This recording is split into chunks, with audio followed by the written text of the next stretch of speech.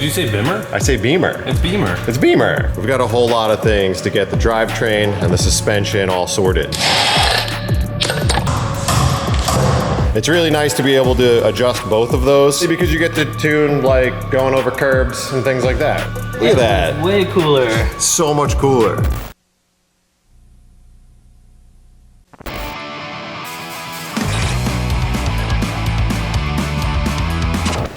There's a guy just quietly at work right there. So I'm gonna hit him with the welcome back. Another episode of Hoonigan Project Garage. Hey, keep it down. I don't know where I left off. Oh, this is episode 5 of my Gymkhana grid build on the E36. It's an LS powered E36 that made 560 to the tire, which is about 716 crank horsepower.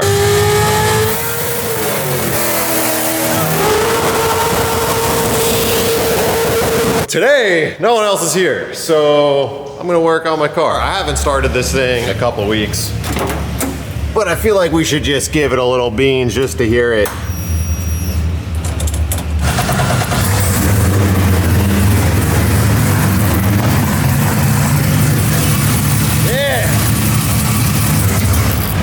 Yeah! Shout out to Jacob at Smedding. It's a really good tune. Cold start on E85 after it's been sitting for like a month. All right, let's unbox some parts. Here's what we got. I've been stacking. We've got a whole lot of things to get the drivetrain and the suspension all sorted. We're gonna go through, we're gonna do the brakes, we're gonna do the suspension, we're gonna get all of that dialed in. I did all of the bushings and the arms and everything a long time ago, new hubs, wheel bearings, all that stuff, but I have to upgrade the brakes, I gotta upgrade the dampers, I gotta get that thing proper. So let's unbox some of the parts we got. We'll start walking through it.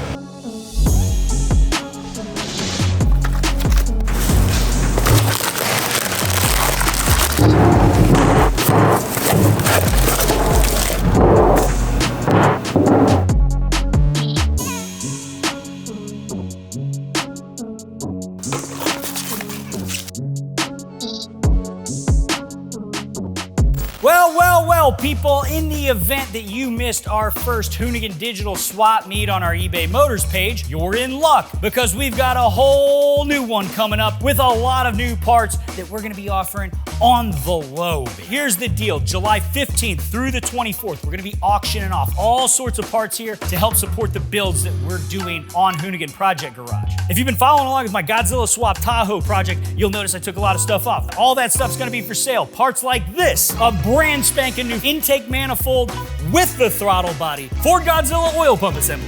Even got an oil pan if you bashed yours in really good. And with the sensor. Hell, even this little side cooler will come with it too. So click the link below to head on over to the Hoonigan eBay Motors page and see all the stuff that we've got up for grabs. I've commissioned my Time Attack brethren. Alex, you've seen him on all the content before. Did a 207. My goal was a 205, so like... Maybe your new friends will give you horsepower. Oh yeah, this is Federico. He just stopped by from Anaheim. He turned me on to these beautiful MCS dampers. Stoptechs I've ran on pretty much every build that I've done. We're gonna assemble this because the MCS is a true motorsport damper. They do not come as a kit. So you get the dampers and then you gotta put them all together. Needs a lot of stuff. Needs a lot of stuff. We have MCS two-way remote reservoir. So you say two-way, it's compression and rebound adjustment. You have your compression adjustment, and then up top on the shocks, you have your rebound. So compression is how fast the shock compresses and goes in. Rebound is it on its droop travel side. So it's really nice to be able to adjust both of those, mainly because you get to tune like going over curbs and things like that, right?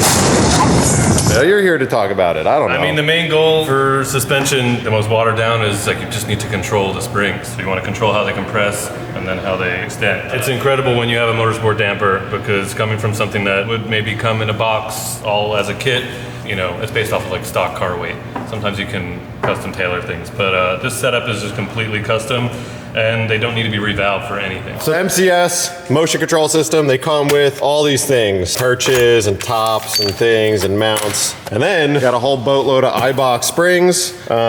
We got helpers, we got mainsprings, we got separators. And then Beamer World came through clutch and I got a set of, I say Beamer. What did you say? Bimmer. Did you say Bimmer? I say Beamer. It's Beamer. It's Beamer. No one says Bimmer. People say Bimmer. Not us. We're both New Yorkers, so. Yeah, dude, it's a Beamer. Thanks to James Clay at Beamer World. They got a set of ground control camber plates, and I'm gonna make Alex do it because, well, yeah, mainly because he suggested I did MCS, and I was like, cool, you put them together. Done deal.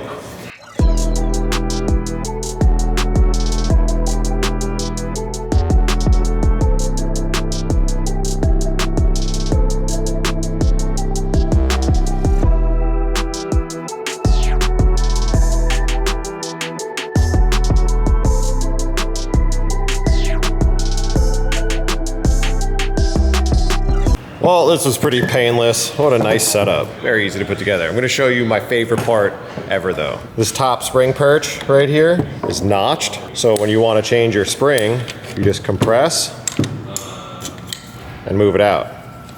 Boom. So it'll make rear spring swaps really easy, especially because I don't know if the spring rate we chose is correct with the aero on the car and this engine setup. We don't really have much experience with it, so we're kind of going with our best guess, and then we're gonna tune from there. What we've got here is the MCS two-way damper, ground control, camber and caster plates, and then Eibach 2.2 diameter springs. 2.25. 2.25. This is a remote reservoir, so we fill this with nitrogen, and kind of like turbo cars, like this gives you just a lot more room for blow off. So at a track like Buttonwillow or any track with big curbs, when you want to take the fast line, the remote reservoir makes your car feel like a trophy truck. Yeah, also, and it's putting more fluid into the system. So instead of just the shock body being filled, it also helps cool off. Also more consistent damping. These can actually be used in addition to tuning spring rate. So like when we get down to it and the arrow's there and the car feels amazing and you're like, I just want it to rotate a tiny bit more, we can actually increase nitrogen pressure in the rear, which is just a scaled value, and you can end up with more rear spring rate. Two ways plus A springs third way. plus Alignment, a fourth way. and then there's tire so many pressure. things. Yeah, it's gonna be brutal. But speaking of rears, we opted to go with a true rear coilover. To BMW people, that's different because they run a divorce setup from the factory. So it has a shock and then a spring inboard. Honestly, it's just easier. You have way more range for choosing spring rates. You can even stack springs. So we got a 300-pound rear spring, which seems really soft, but Alex and I were talking about spring rates, and I took the liberty of going 300. The thought is a little bit softer in the rear will help actually put traction, put the power to the ground, which is what this car is going to be the hardest thing to do, because 500 horsepower or even 560 isn't a ton, but 500 foot-pounds of torque at like 2,000 RPM is going to be hard. Yeah, I mean, my car has a V8 also, but it makes 280 pound-feet. No problem. Yeah, so we're gonna do a lot of tuning on this car for both Gymkhana Grid, but then also the other duty of this car for me is gonna be doing track days, time attack, like Grid Life, Beamer Challenge, and all that crap. So Beamer or Beamer? Wrong.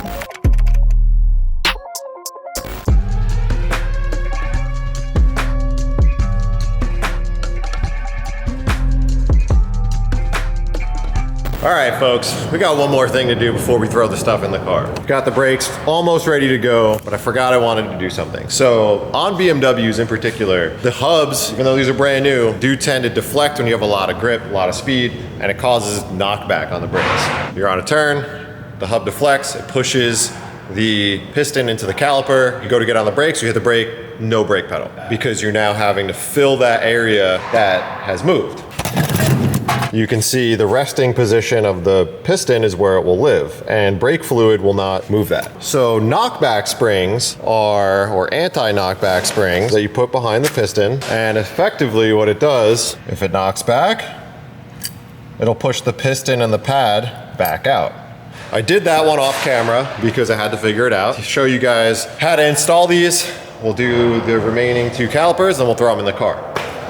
All right, here is how I would explain doing this. You gotta be a bit careful because you don't want to scratch up these pistons, but there's no way to actually blow these out. I tried inserting air into this to push out the pistons, but it did not work. Hey. Sorry.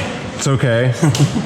So what we're gonna do is gently pry out the piston because it has a little lip right here. I'll probably get a lot of hate for this on the internet, but I did all my other ones and it was fine. And what you're not gonna worry about is the dust boot, because we're not gonna run these anymore because they will burn out on track, and a lot of their race units actually do not come with dust boots, so we are gonna delete them. So watch out on scratching this surface because that is where the piston seals up against the caliper seal, so you gotta be really cognizant of not scratching that. To get the piston out, we're gonna take out these two and then we'll show you how to install them. So this is the front and the rear. These dust boots are kind of stuck in here, so you want to try to like peel these out as best you can because you don't want any debris in there.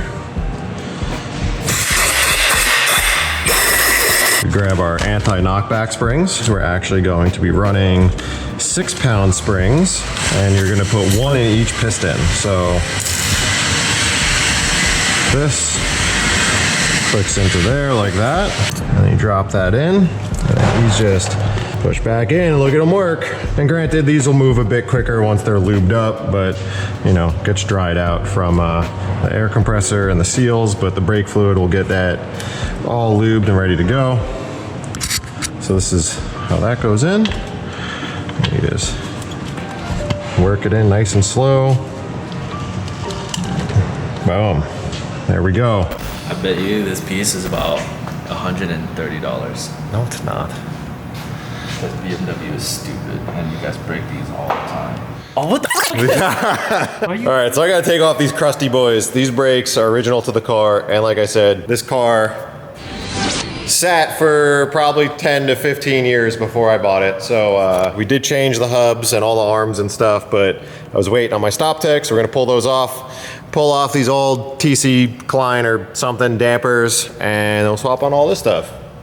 Look at that. Way cooler. So much cooler. All right, you throw those on. I'm gonna go take a nap, eat lunch. See ya.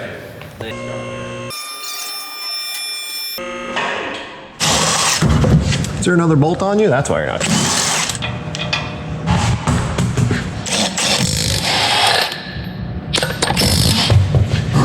Oh, he's gonna.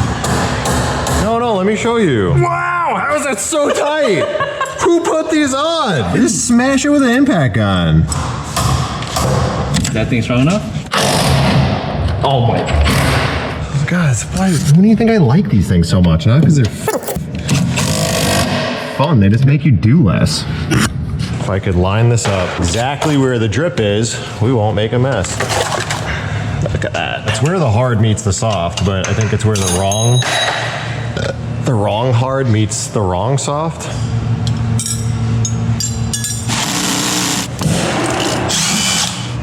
Look at this fucking crusty hunk of shit. Yeah, I got all those. I put all the knockback Just do that springs. quick thing with. I did. Oh, you got one? Cha, dude. Well, we'll leave that You know, the box trick didn't really work.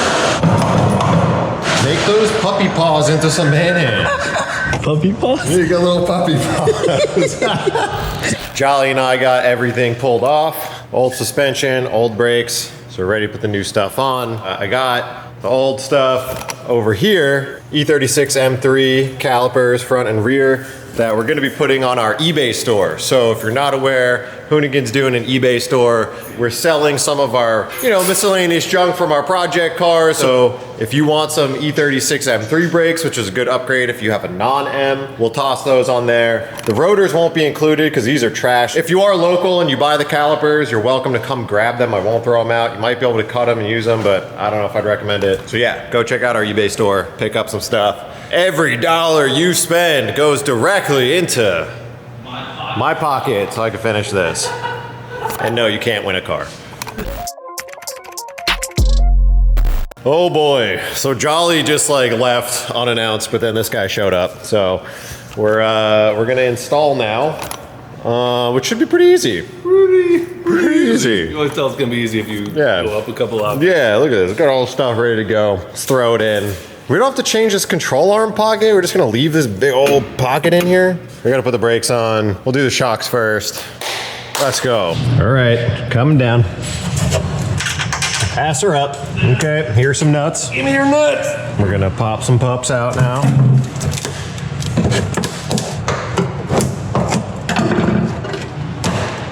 Do hold that there. Yup.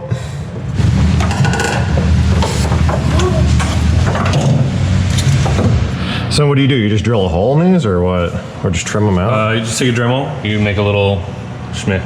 Yeah, and just, okay. Then Just a just little route it outlet, through. and then you put it back in, because the vents keep the shit out of the back of the car. Yeah, because especially doing burnouts and I stuff, think like all the you'd like it to be functional. schmutz would end up back here. Yeah, just mark where they are, and then give it enough room so it doesn't catch an edge. Okay, easy. All right, so we got the rears in, and then we're just planning out the route for the hose. We're gonna have to pull the rear bumper off to get it away from the tire, and then mount the reservoir somewhere where it makes sense, where you can get to it, so you could go and click the rebound settings. We're gonna mount those later. I don't have canister mount, so I'm gonna throw the front coilovers in, and then brakes, and then done for now. So these plates are dual adjustables. You can do camber, and then loosen these Allens, then you They can kind of slide have that. to work together. Yeah. Once you can move the shock position more inward towards the middle of the circle, then you can get more adjustment out of I'm it. sure they do that for a reason. Probably. Yeah, these are sick though. Complicated, but sick. You gotta like spin it, yeah. There we go. Numbers facing forward. Like that? Wow, those are nice.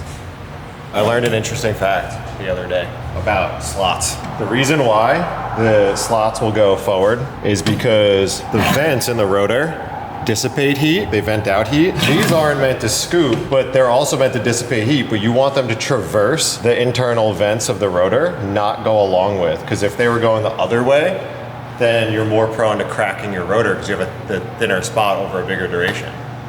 Wow. Now, Caliper? the best part, makes it all look like it's done. See though, this is another reason to buy a BBK. Oh, Because factory stuff doesn't go on like that. yeah. And it doesn't look that cool either. That too. You didn't put pads in? No. Do that last. God, these look so cool. I like the trophy kit because they're low-key blingy, you know? Yeah, and they last. Like no maintenance ever. I mean, this is it, dude. Yeah. You went full racy. So last thing we need to do is need to get a sway bar end link, but we have to measure. So yeah, we just gotta torque them down, bleed the brakes, good to go. Successful day. Easy day. Pretty easy. Shorts day.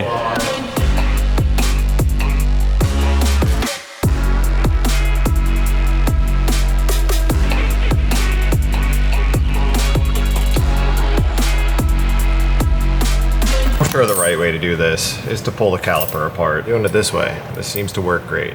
And also, just like IKEA furniture, I'm sure this comes with instructions, but I'm not gonna look for them. I actually threw them out as soon as I unboxed these. 'Cause I'm a tough guy and I know how to put brakes in a car.